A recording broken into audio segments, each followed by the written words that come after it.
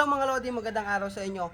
So, ang dami nga pong nabubudol ngayon nitong boost followers ngayon at talaga namang nauuso. Mga Lodi, madami na po ang content nito before at ito mga Lodi, hindi po talaga advisable. Dahil mga Lodi, ito po ay ginawa kong trabaho before.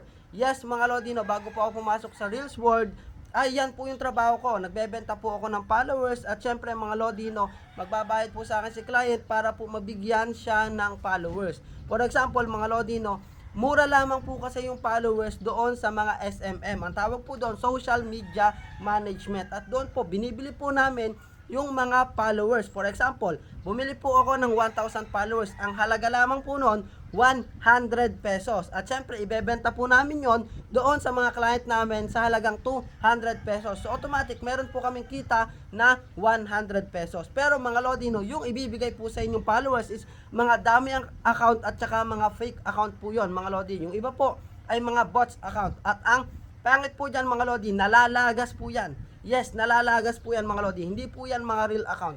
Kaya naman, must be aware po kayo dito, no? Baka po mamaya, magbayad po kayo ng malaking pera. Ako na po mismo nagsasabi sa inyo mga Lodi, no?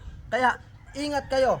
Trabaho ko dati yan mga Lodi. Alam ko po yung galawan dyan. Trabaho ko dati yan. Kaya naman, wag mong kalimutang i-share ang video na to para naman aware yung mga kapwa natin content creator. At i-follow na rin ako para updated ka sa aking mga reels video. Thank you.